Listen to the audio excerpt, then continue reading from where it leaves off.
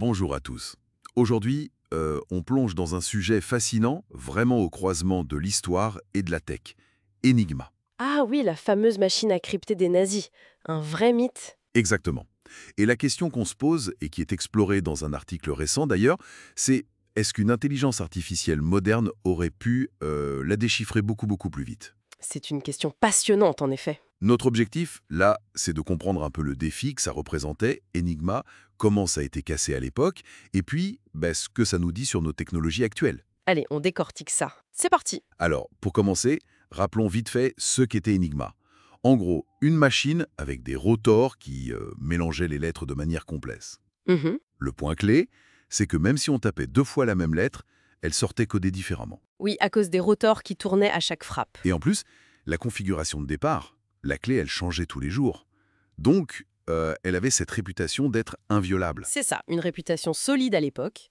Mais ce qui est fascinant, c'est que ce n'était pas tout à fait vrai même à l'époque. Ah oui, Bah oui, dès 1932, bien avant la guerre, des mathématiciens polonais assez géniaux ont eu une première intuition.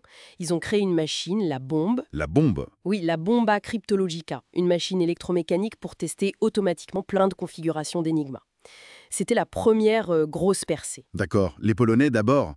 On pense souvent à Turing. Exactement. Et ensuite, bien sûr, Alan Turing et toute l'équipe britannique de Bletchley Park ont repris ces travaux, les ont améliorés, industrialisés, on peut dire. Et ça, concrètement, ça a changé quoi sur le cours de la guerre? Ce décryptage? L'impact a été colossal. Vraiment. Ça a permis aux Alliés de savoir où se trouvaient les U-boats, les sous-marins allemands, Ce qui coulait les convois dans l'Atlantique? précisément, mais aussi de connaître des mouvements de troupes, des plans d'attaque. Certains historiens estiment que ça a pu raccourcir la guerre d'au moins 2 ans. 2 ans, c'est énorme. C'est considérable. Et il faut souligner, comme le fait Mustapha de l'Université de Manchester, que c'était un exploit collectif hors norme. Hmm.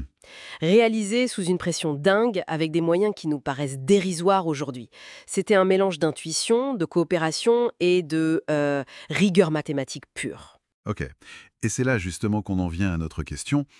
Aujourd'hui, avec nos IA, nos ordinateurs surpuissants, est-ce que ça aurait été juste une formalité? C'est l'hypothèse forte, oui. Michael Wooldridge d'Oxford, par exemple, suggère qu'un modèle d'IA avancé, Genre ChatGPT ou équivalent? oui, un modèle capable d'analyser des séquences, pourrait en théorie simuler la logique de la bombe polonaise, mais à une échelle et une vitesse inimaginables à l'époque. Et la puissance de calcul ferait le reste. C'est ça. La puissance de calcul brute des ordinateurs modernes pourrait tester des milliards de possibilités en quelques heures, là où il fallait des mois aux machines de l'époque et aux humains.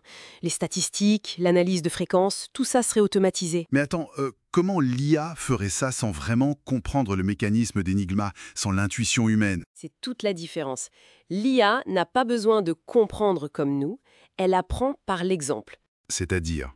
Si on lui donne assez de messages codés, et idéalement quelques messages décodés pour l'entraîner, elle va chercher des régularités statistiques, des motifs, des patterns comme on dit. Des failles statistiques, en quelque sorte. Exactement. Elle pourrait même simuler des attaques par Crips, deviner des bouts de texte clairs probables à une vitesse folle. Elle teste des milliards d'hypothèses, élimine ce qui ne colle pas statistiquement et converge vers la solution. C'est une approche par force brute statistique, là où les humains utilisaient l'astuce et la déduction. Donc, ce qui a demandé des mois, voire des années d'efforts acharnés à des génies comme Turing, deviendrait potentiellement une affaire de quelques heures ou jours. C'est l'idée, oui. Le contraste est saisissant. Ça illustre de manière assez incroyable la vitesse du progrès technologique, quand même. L'indéchiffrable d'hier devient une sorte de problème calculatoire pour aujourd'hui. C'est tout à fait ça. Est-ce que ça ne minimise pas un peu l'exploit humain de l'époque, du coup? C'est une bonne question. On pourrait le voir comme ça, mais je pense qu'il faut nuancer. Mhm. Il ne faut surtout pas écraser l'ingéniosité humaine de Bletchley Park sous le poids de la technologie actuelle. Les capacités de l'IA d'aujourd'hui, elles reposent sur des décennies de recherche, sur une énorme mémoire humaine collective encodée dans les algorithmes et les données. L'IA se tient sur les épaules des géants qui l'ont précédé, en somme. Exactement. C'est l'intelligence humaine, la logique mathématique développée à l'époque et avant, qui a pavé la voie et qui permet à l'IA de faire ce qu'elle fait aujourd'hui. L'un découle de l'autre. D'accord, je vois. C'est une mise en perspective importante. Essentiel, je crois. Bon, alors, si on devait résumer un peu ce qu'on s'est dit, qu'est-ce qu'on retient de tout ça? D'abord que oui, très probablement, une IA moderne aurait cassé Enigma bien plus vite. Ça, c'est une mesure assez vertigineuse du progrès technologique. Ok, ça c'est le premier point. Mais ensuite que l'exploit humain originel, celui des Polonais puis des Britanniques, dans le contexte de la guerre, avec des ressources limitées, sous une pression énorme, ça reste quelque chose d'absolument monumental. Un jalon de l'intelligence et de la collaboration humaine. Tout à fait. Ça ne perd pas de sa valeur, au contraire. Et peut-être une dernière pensée pour la route. Oui, ça soulève une question assez fondamentale pour nous aujourd'hui. Si l'IA devient si forte pour trouver des motifs et casser des codes du passé en analysant des données massives, Hmm. quelle est la vraie solidité de nos méthodes de cryptage actuelles? Sont-elles vraiment à l'abri des capacités futures, peut-être encore insoupçonnées, des intelligences artificielles de demain? Oula, oui, ça laisse songeur. Une question ouverte et un peu inquiétante peut-être. C'est le moins qu'on puisse dire. De quoi réfléchir à la course permanente entre codage et décodage. Absolument. Merci beaucoup pour cet éclairage passionnant. Merci à toi.